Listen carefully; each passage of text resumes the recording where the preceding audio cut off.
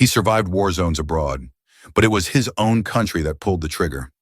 In a peaceful neighborhood, in broad daylight, a decorated army officer was shot by those sworn to protect him. What followed wasn't justice. It was a reckoning long overdue. The gunshot cracked through the humid Louisiana air like a thunderclap. Evan Maxwell jerked as if struck by lightning. Pain, white-hot, immediate, monstrous, ripped through his abdomen. The world staggered and tilted as he stumbled backward, blood already soaking his shirt, dripping onto the cracked asphalt. Somewhere in the distance, a cicada's buzz sputtered into silence. Evan dropped to his knees. One hand clutched instinctively at his stomach. The other, the one that had been reaching for his phone, hung uselessly by his side. His gaze locked onto the man standing 10 feet away. Officer Logan Whitaker, gun smoking, expression frozen somewhere between anger and horror. "You?" Evan tried to speak, but the words failed him. A metallic taste filled his mouth. He tasted the end of things. Minutes earlier, everything had been so different. The SUV's tires crunched over gravel as Evan turned off the main highway, the bayou landscape unfolding before him like a memory he couldn't quite touch. Ancient oaks stretched their gnarled arms over the road, filtering the late afternoon sun into scattered gold. He loosened his grip on the steering wheel, allowing the familiar sense of wet earth and blooming magnolia to fill the car. John Coltrane's saxophone played low on the radio, twining with the heavy air. Home. It had been nearly 2 years since Evan last returned to Summit Bayou Estates. Duty had kept him in D.C., endless days and longer nights at the Pentagon, serving a country that sometimes barely seemed to recognize him. Still, he served. Still, he believed. This trip was supposed to be simple. An overdue visit to his mother, a weekend of strawberry pie and old family stories. No briefings, no politics, no battles. Just peace. The box on the passenger seat shifted slightly as he turned. Inside, her favorite dessert from Marigny's Bakery. She would smile when she saw it. That smile was worth every mile. As Evan approached the gates of Summit Bayou Estates, he felt the weight settle on him. The old familiar caution. The unspoken understanding that, here, in this enclave of generational wealth and silent prejudice, his presence would always raise eyebrows. It didn't matter that he was a lieutenant colonel. It didn't matter that he'd bled for this country in foreign deserts and tangled jungles. To many here, he would always be just a black man in the wrong place. He thought briefly of his childhood, of riding his bike down these streets, chased by white boys who had laughed when the local sheriff told Evan's father to keep the boy out of sight. Nothing had changed. Still, today, he chose hope over bitterness. He slowed to the mandated 25 mph, hands steady on the wheel, eyes forward. The humid air pressed down harder now, thick with a kind of invisible electricity. Evan could feel it crawling across his skin, raising the small hairs on his arms. Inside the SUV, the faint scent of the bakery box mingled uneasily with the heavy odor of impending violence. He glanced briefly at the rearview mirror, not at the flashing lights this time, but at the windows of the houses flanking Bayou Road. Behind the lace curtains and polished glass, he could see silhouettes shifting. Faces partially hidden, eyes peering out cautiously, watching, judging, afraid to intervene, but unable to look away. He had seen it before, in Kandahar, in Baghdad, in places where a single wrong move meant death. But he had not expected to feel that same suffocating isolation here, in the town where he learned to ride a bicycle and catch fireflies at dusk. Evan shifted slightly in his seat, muscles tensing despite his efforts to remain calm. He remembered unbidden the first time a police officer had pulled a gun on him. He had been 14, wearing a brand new jacket his father had saved up to buy. Walking home from school, a patrol car had screeched to a halt beside him. No questions, no explanations, just a gun in his face and orders to get on the ground. Because you matched the description, they had said later. The jacket had been the wrong color. The suspect had been 25. The same dread twisted now in Evan's gut. The first sign of trouble came as a flicker of movement in his rear-view mirror. A police cruiser pulling out from a shaded side street, trailing him with predatory patience. Evan's jaw clenched. "Not tonight," he murmured under his breath. The flashing lights lit up behind him almost lazily, like a game being drawn out for cruel pleasure. Evan pulled over immediately, shutting off the engine, rolling down the window halfway and placing his hands visibly atop the steering wheel. He sat still, breathing deeply, reciting the mental checklist every black parent teaches their child. Be polite, be calm, be non-threatening. The footsteps approached, measured, deliberate. Evan watched from the corner of his eye as the officer's silhouette grew larger. Whitaker appeared at the window, radiating suspicion like heat from pavement. License and registration, he snapped. Evan nodded calmly.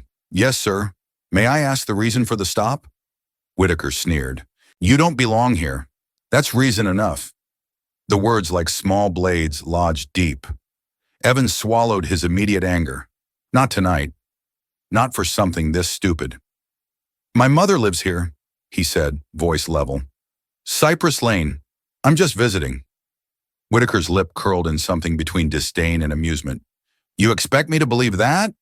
Whitaker flipped through the license and registration with visible annoyance. Everything checked out. The address, the insurance, the military ID. But that only made him more suspicious. Too clean. Too perfect. He knew their tricks. Fake documents, stolen vehicles, posing as someone respectable just long enough to scout a place to rob. Whitaker tossed the papers back through the window, his fingers tightening slightly on the frame of the SUV. He leaned in closer, lowering his voice to a growl. Visiting your mother, huh? He said, voice dripping with contempt. In a neighborhood like this?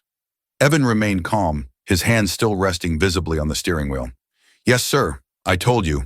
Cypress Lane, 3 blocks over. Whitaker snorted. His mind refused to process Evan's words as truth. All he could see was a threat, wrapped in polite speech and expensive clothes. You think you're smarter than me? Whitaker muttered under his breath. You think you can fool me?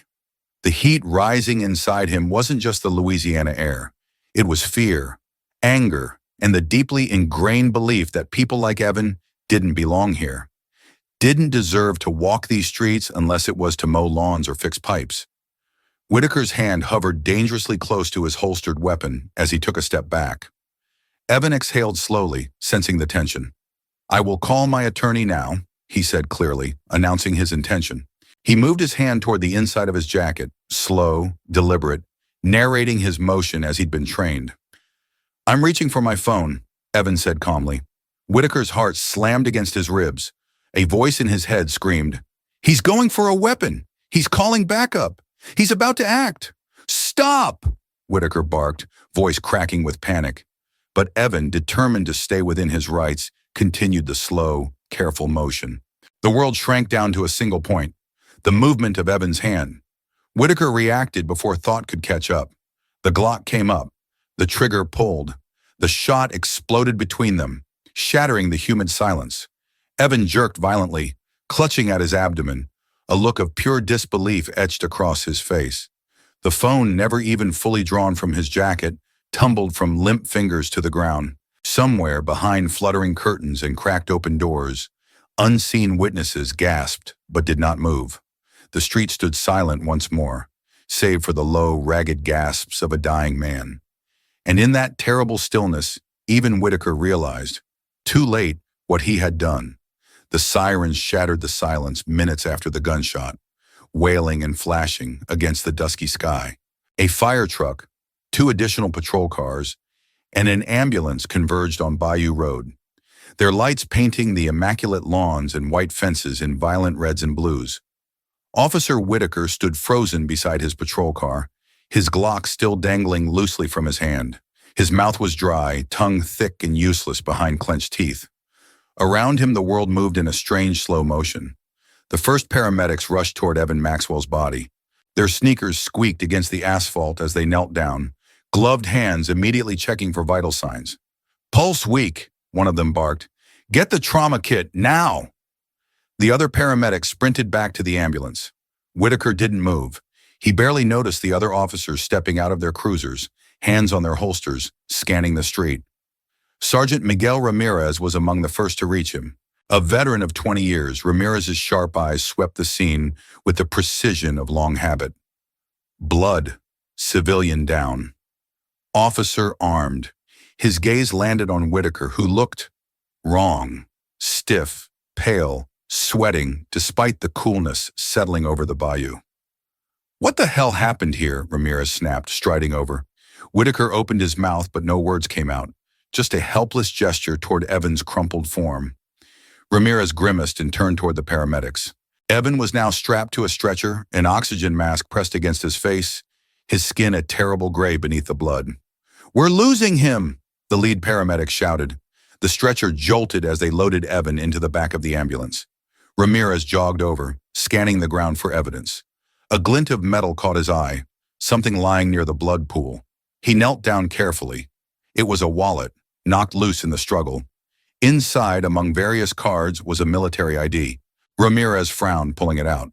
The name stamped there was crisp, unmistakable. Maxwell, Evan J. Lieutenant Colonel, United States Army. Ramirez read it twice, heart sinking. He turned toward Whitaker, still standing stupidly by his cruiser. "You shot a lieutenant colonel," Ramirez said, voice low, dangerous. "You shot a goddamn officer from the Pentagon." The words seemed to crash into Whitaker like a physical blow.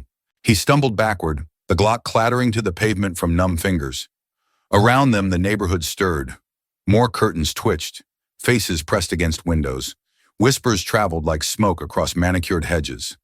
Phones emerged, some recording furtively through blinds, others brazenly pointed out of front doors. The silent witnesses multiplied, feeding the inevitable storm already brewing. Ramirez swore under his breath. He snatched up his radio. "This is Ramirez at Bayou Road. Civilian identified as active duty military, high rank, requesting immediate command presence. Lock the scene down. Now!" Static crackled back. "Copy that. Command team en route." Whitaker was trembling. His knees buckled, and he dropped onto the curb, burying his face in shaking hands. He could feel the weight of the stairs, the judgment seeping into his skin. Time seemed to slow, each second stretching into an eternity of dread. In the distance, the ambulance roared away, sirens screaming louder than before. The first command vehicle pulled up, an unmarked black SUV with government plates. Two men in dark suits stepped out, speaking urgently into their radios. Captain Renee Bishop, Oakmont PD's watch commander, followed close behind, her face tight with barely suppressed panic. "Report!" she barked at Ramirez as she approached. Ramirez handed her the military ID without a word. Bishop's face paled. Before she could say anything, her radio crackled violently. "Captain Bishop, be advised. Pentagon is on the line. They want immediate updates. Repeat, Pentagon is aware of the incident." Bishop closed her eyes for a brief, agonizing moment, then snapped into action.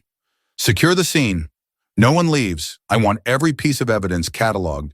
Witnesses identified. Cameras pulled from every house."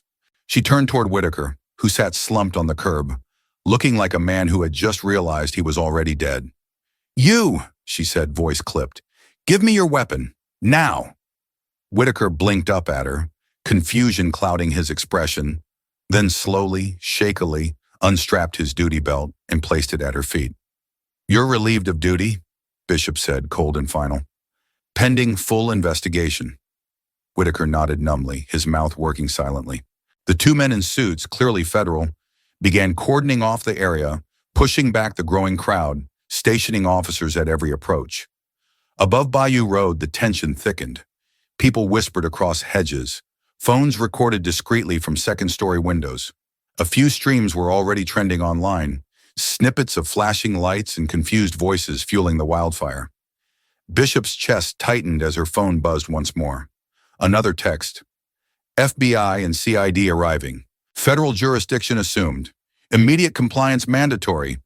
The weight of it all pressed down on her shoulders. She had fought so hard to protect her department, her people. Now it was slipping through her fingers, hijacked by powers she couldn't control. She turned slowly to survey the scene. The flashing lights, the whispering neighbors, the circling media vans just appearing over the ridge. They would tear the town apart. They would tear all of them apart. Meanwhile, Whitaker sat hunched, a broken figure on the curb. He thought about the day he had first worn the badge. How proud his mother had been. How proud he had been. He had believed in it. He had believed he could make a difference. Yet he had seen things along the way. Small cruelties, overlooked slurs. Men he should have reported but didn't. Each compromise, each excuse chipped away at something inside him. And now here he was, alone, ruined. Officer Logan Whitaker realized then that his greatest betrayal had not been against Evan Maxwell. It had been against himself, against the oath he once recited so earnestly. And as the FBI agents began to take over the crime scene with professional efficiency, Whitaker understood the truth he could no longer outrun. He had failed utterly, failed forever. The news broke before the ambulance even reached the hospital. By the time Evan Maxwell was rushed through emergency doors, hashtags were already trending. Dr. Justice for Maxwell, Lashur another one shot, Lashur Oakmont shooting. Footage taken from shaky cell phones spread like wildfire. Snippets showed flashing police lights, a black Lexus streaked with blood, and the broken body of a man in a neat gray jacket. Some videos captured the stunned, mechanical movements of Officer Logan Whitaker, his badge still gleaming under the floodlights as he sat slumped on the curb. Cable news networks interrupted regular programming. Pundits leaned forward, voices heavy with outrage. The narrative was simple, powerful, and damning. A decorated Black Army lieutenant colonel shot by a white suburban cop during a routine stop. Within hours, Oakmont transformed from an idyllic, faceless suburb into the epicenter of a national firestorm. Protesters gathered outside the Oakmont Police Department before dawn. Candles flickered on the sidewalks. Makeshift signs sprouted like weeds. End police racism. Not one more. Black Lives Matter. Captain Renee Bishop stood at the front window of her office, arms folded tightly across her chest, staring out at the growing crowd. Her phone buzzed ceaselessly.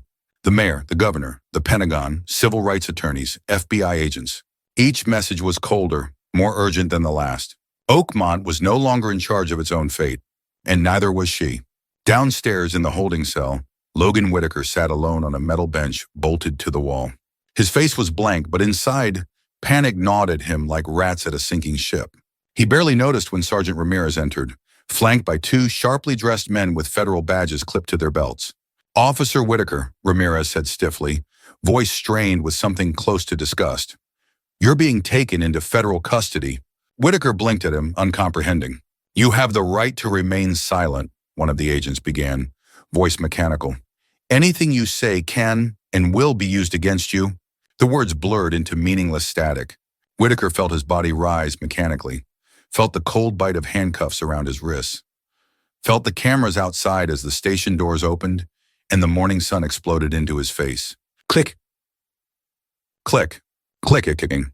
A murmur, each flash a nail in the coffin of the man he once thought he was.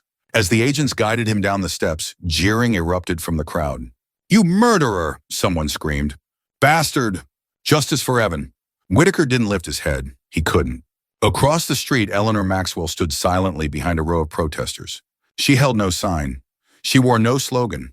She simply stood, rigid and unyielding, her eyes locked on Whitaker. He felt the weight of her gaze like a physical blow. He couldn't look at her. He didn't deserve to. At the far edge of the crowd, news anchors shouted breathlessly into microphones. Footage broadcast live across the country. Oakmont police officer arrested for shooting Army. Lieutenant Colonel. Above it all, the American flag snapped in the spring wind, ironic and indifferent. Inside the police station, Captain Bishop sat rigidly at her desk. FBI Assistant Director James Worthington stood opposite her, a thick file under one arm. "We're assuming full control of this investigation," Worthington said bluntly. "Effective immediately." Bishop didn't argue. There was nothing left to fight for. She signed the paperwork with a hand that barely trembled. "This wasn't supposed to happen," she said quietly, mostly to herself. Worthington gave her a long, unreadable look. "It happens," he said. "That's the problem." The days that followed blurred into one relentless onslaught. News vans lined Bayou Road, satellite dishes blooming like strange metallic flowers. Journalists knocked on doors, hungry for quotes, for outrage, for tears. Summit Ridge residents, once proud of their manicured isolation, now faced the ugly reality that they were a symbol, a stage for a tragedy no fence could keep out. Evan Maxwell remained in critical condition, clinging to life.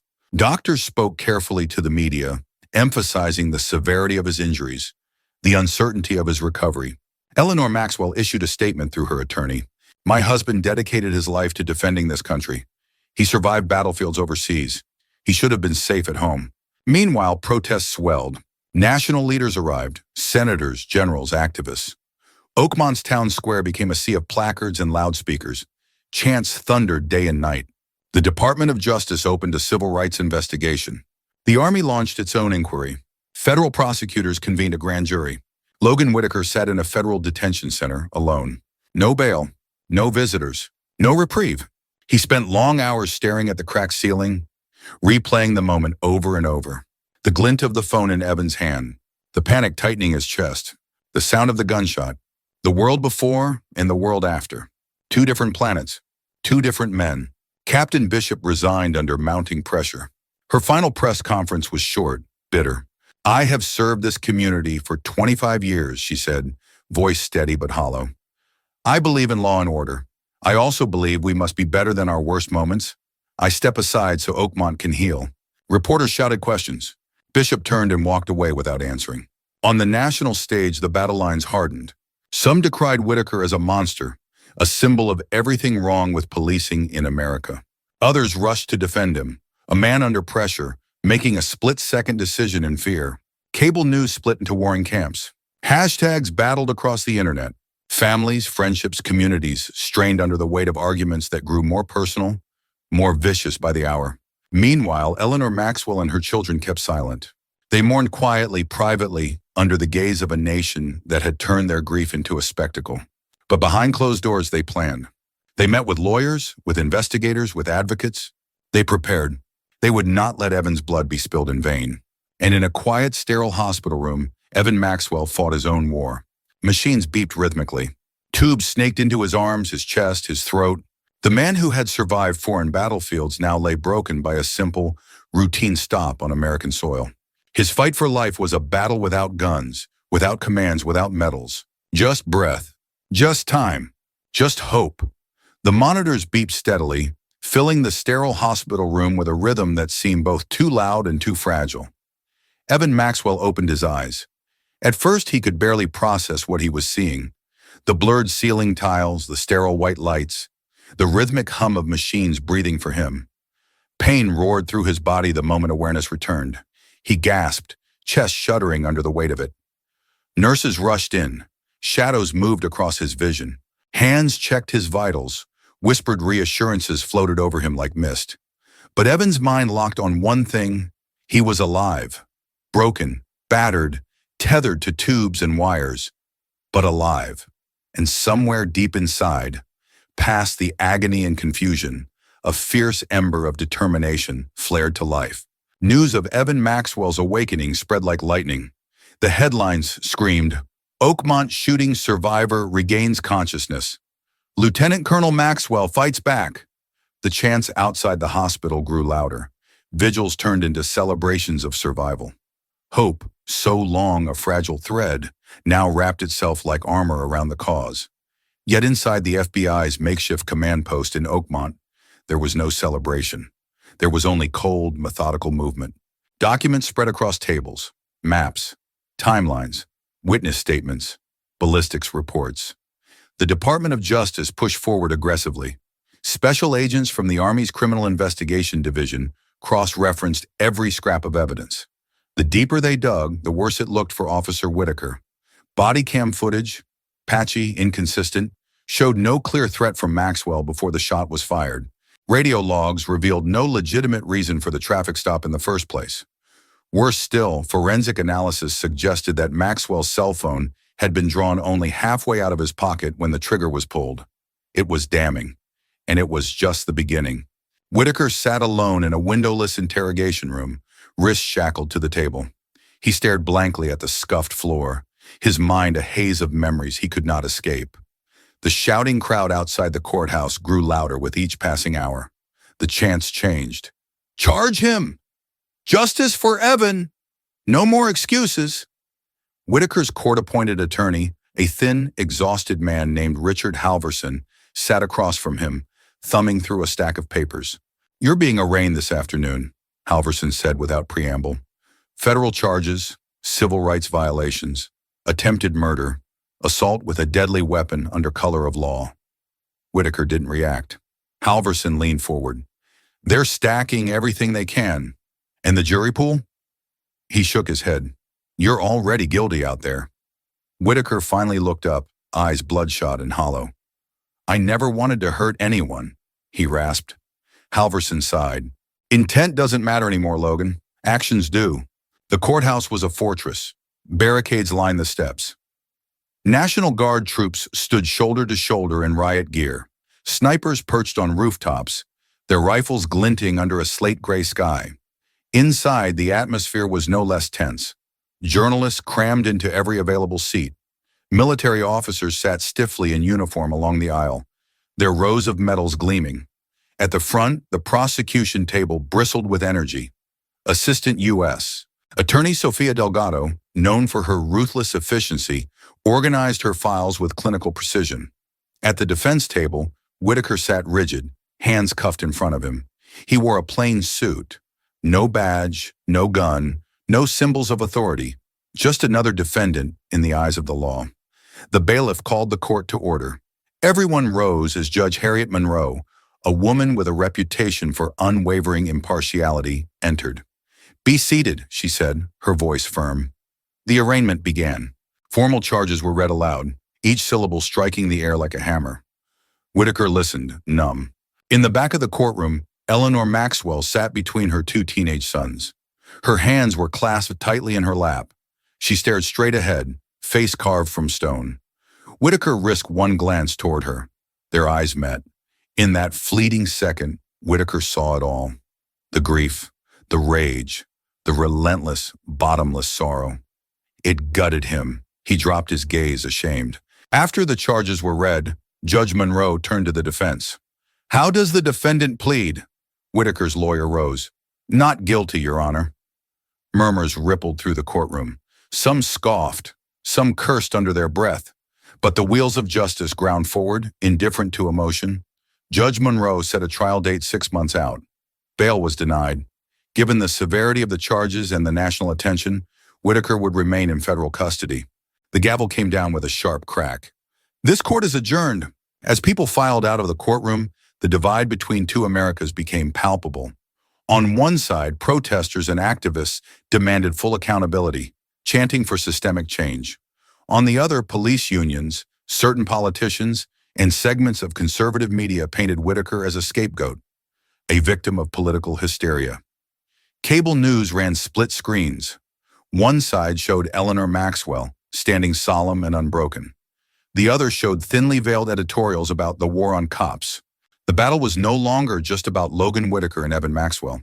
It was about what kind of country they lived in, what kind of justice they believed in, and whether truth could survive the storm. Late that night, Eleanor sat alone in the hospital chapel. The small room smelled faintly of candle wax and old wood. She didn't pray. She didn't bargain. She simply sat there, letting the silence settle over her like a second skin. She had made her decision long ago. No matter how long it took, no matter how hard the road, she would see this fight through. For Evan, for her children, for every family who had ever waited for justice that never came. Outside, the world raged on. Inside, Eleanor Maxwell prepared for the long war ahead. The courthouse was buzzing, a hive of tension and anticipation. The media vans were stacked outside, their satellite dishes pointed toward the gray sky like metallic sunflowers. Security was suffocating, metal detectors, police dogs, agents in plain clothes scanning every face. Inside, the atmosphere was electric. The trial of Officer Logan Whitaker versus United States had begun. Every seat in the courtroom was filled. The pews groaned under the weight of journalists, spectators, activists, and military personnel in dress uniforms. At the prosecution's table, Assistant U.S. Attorney Sofia Delgado stood tall, crisp in her Navy suit. Her face was calm, but her eyes burned with cold fire. Across from her, Whitaker sat next to his lawyer, Richard Halverson. Whitaker's skin was pale, his shoulders hunched as if bracing for an invisible blow. And at the back of the room, Eleanor Maxwell sat flanked by her sons, hands folded rigidly in her lap, her face an unreadable mask. The trial opened with a bombshell. Delgado's voice sliced through the heavy air. Ladies and gentlemen of the jury, she began, you will see that Lieutenant Colonel Evan Maxwell was unarmed, that he was cooperative, that he was given no chance to comply before being shot. She gestured toward the evidence table stacked with files, photos, and forensic reports. You will hear from experts. You will see the body cam footage. You will hear from eyewitnesses. And you will conclude that Officer Whitaker acted not out of fear for his life, but out of prejudice, poor judgment, and reckless disregard for human life. Delgado's words rang through the courtroom, setting the tone for everything that followed. The prosecution's case was devastating. First came the forensic expert who explained, in careful clinical language, that Evan Maxwell's cell phone had not even cleared his jacket pocket when he was shot. Then came the body cam footage. Grainy, unsteady. It showed Maxwell calmly stating he was reaching for his identification. And then the sudden deafening crack of a gunshot. The courtroom flinched collectively at the sound. Eleanor closed her eyes. Her son squeezed her hands tighter. Delgado paused the footage and looked directly at the jury. You just heard the last moment Lieutenant Colonel Maxwell spoke as a free, unbroken man, she said, voice thick with restrained fury. Next, an eyewitness. A teenage girl who had recorded part of the incident on her phone from her bedroom window. She trembled as she testified. There wasn't no shouting. He wasn't fighting. He just pulled out his wallet and then she mimicked the motion of a gun firing, her eyes glistening. Under cross-examination, Halverson tried to suggest she hadn't seen clearly. Delgado countered by showing her video. Shaky, imperfect, but damning. Every angle, every witness, every analysis pointed to the same brutal truth. Whitaker had shot an unarmed man during a traffic stop that never should have happened. By the fourth day of trial, Whitaker was visibly unraveling. He barely spoke. He barely moved. He sat like a man awaiting execution, shoulders slumped, face gray. Halverson requested to put Whitaker on the stand. It was a gamble, one they had little choice but to take. The courtroom fell silent as Whitaker rose and walked to the witness stand.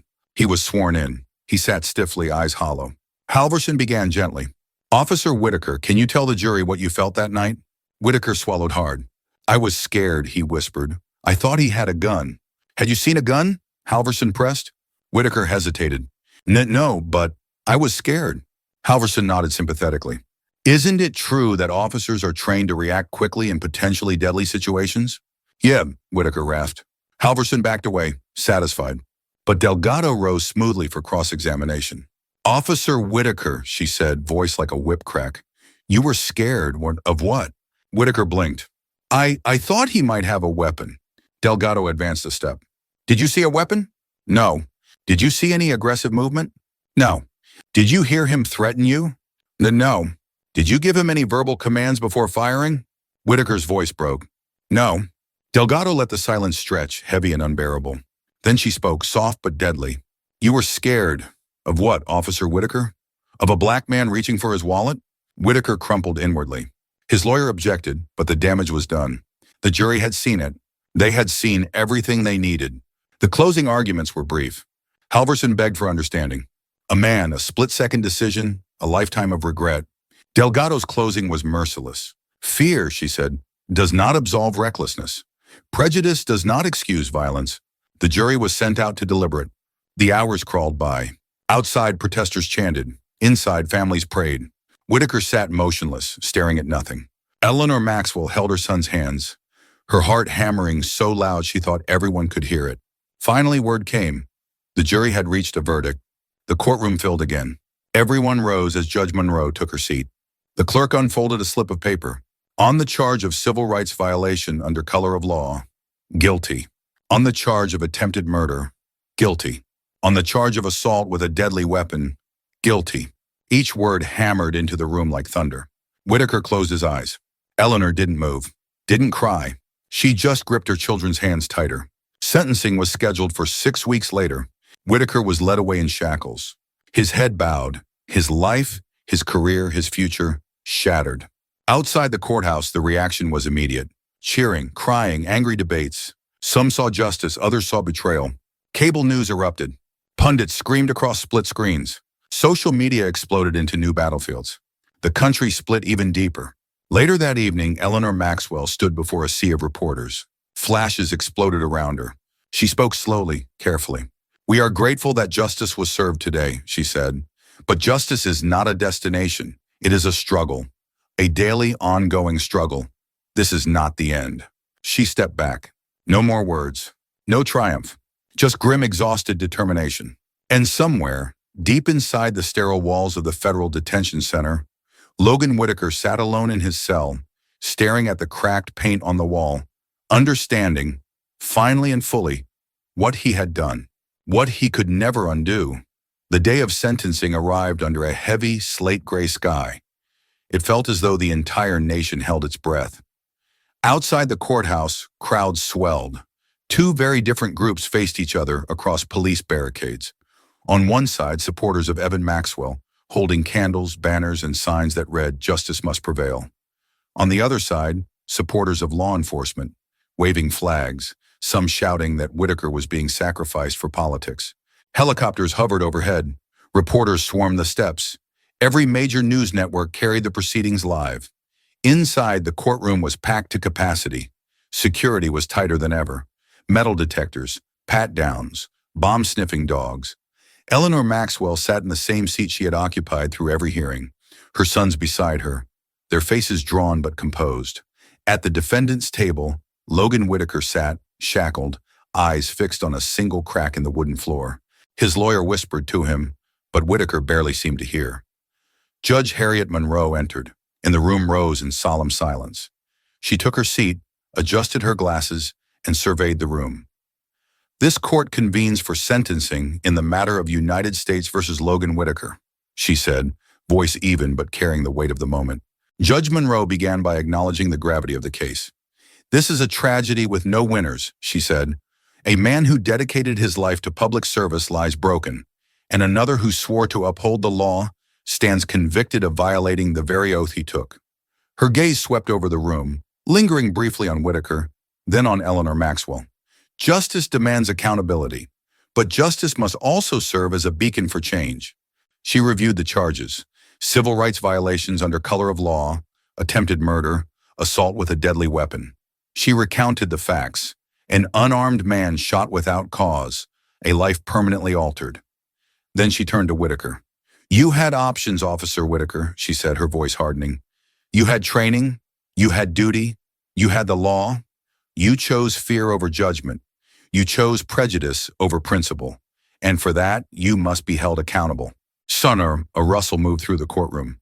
Whitaker's shoulders slumped lower. Judge Monroe delivered her sentence: 35 years in federal prison. No possibility of parole. A collective exhale filled the room. Some wept quietly. Others sat in stunned silence. Whitaker closed his eyes. He would be nearly 70 years old before he would taste freedom again, if ever. The bailiffs moved to escort him out. He stumbled once, then regained his footing. No one cheered, no one jeered. The silence was heavier than any outcry. Outside the courthouse, the tension snapped like a stretched wire.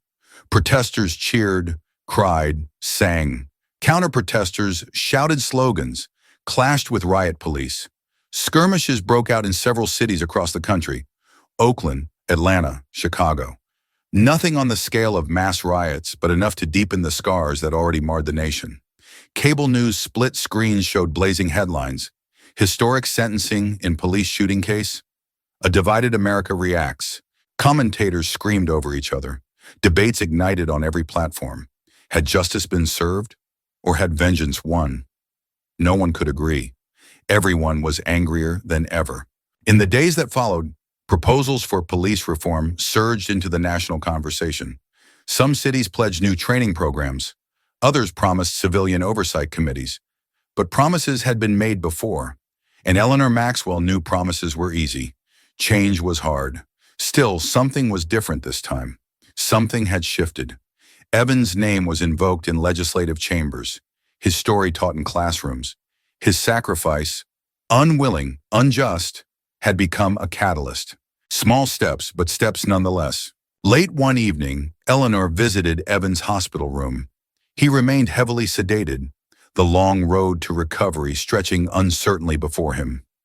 Machines beeped steadily, pumping air, nutrients, life. Eleanor pulled a chair close to his bedside. She took his hand, warm, strong despite everything, and she spoke softly but firmly. "They sentenced him today," she said. 35 years. Her voice caught, but she pressed on. "It's not enough. It never could be. It won't give you back what he stole. But maybe Maybe it'll stop the next one. She squeezed his hand gently. You fought your whole life for a better world. This, she glanced around the sterile room, this isn't the end of that fight. Not if I have anything to say about it. She leaned in, pressing her forehead to the back of his hand. Outside the hospital, the world roared and raged. Inside, Eleanor Maxwell whispered a promise to her husband. The fight would go on. For him, for their sons, for every name that might otherwise be forgotten. The seasons shifted. Spring bled into summer, and summer into fall. Leaves browned and fell from the oaks, lining the streets of Oakmont, spinning lazily in the chill winds. The world moved on, as it always did. But for the Maxwells, time fractured into a before and an after. Evan Maxwell endured grueling hours of physical therapy. Each step on the parallel bars, a victory paid in sweat and pain. His body bore scars that would never fade. But it was the scars inside, the ones invisible to the naked eye, that cut the deepest. He spoke little, smiled less. Yet every morning he rose. Every day he fought. Eleanor Maxwell became a figure of quiet resolve. She did not lead marches or shout into microphones.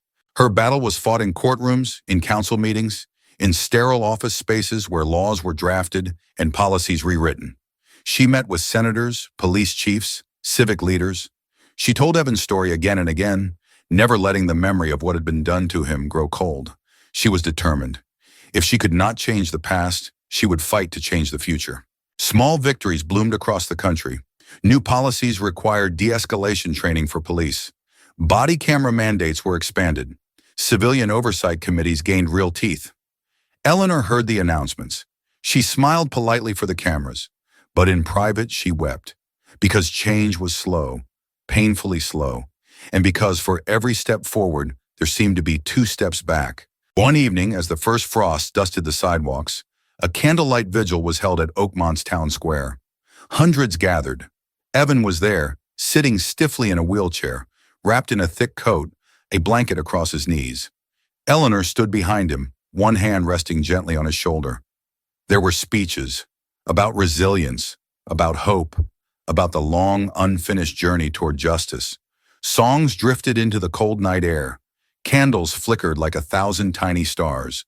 For a moment, it felt almost possible to believe. Almost. The next morning, the news broke. Another shooting, another black man, another traffic stop gone wrong. Different city, different faces, same heartbreak. The story exploded across headlines and social media feeds.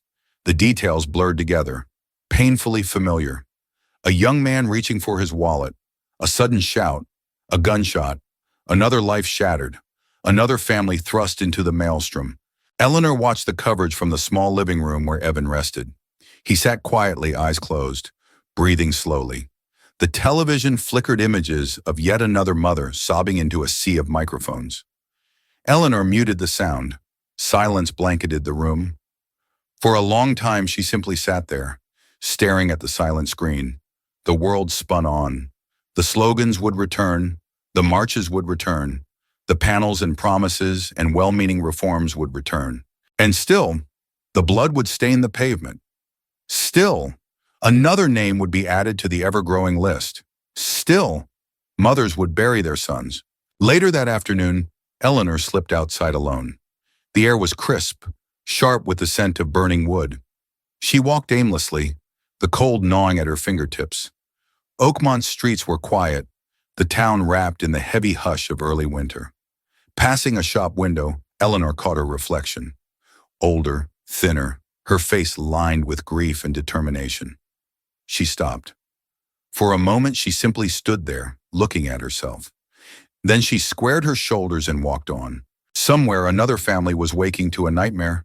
Somewhere, another fight for justice had just begun. And Eleanor Maxwell, a woman forever changed but never broken, moved forward into the gathering dusk. The wind stirred the fallen leaves around her feet. The sky bruised purple and gold as the sun sank behind the trees. In her chest, a steady flame burned.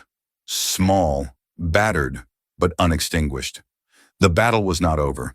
It would never be over. But neither was hope. Suronim, I thank you for staying with us through this powerful and painful story. Evan Maxwell's journey is not just one man's tragedy, it's a mirror reflecting something deeper in our society. How did this story make you feel? Did it leave you angry, heartbroken, or hopeful? Share your thoughts in the comments below. Don't forget to subscribe for more true and meaningful stories. And if this story moved you, please share it. Someone out there may need to hear it. We'll see you next time.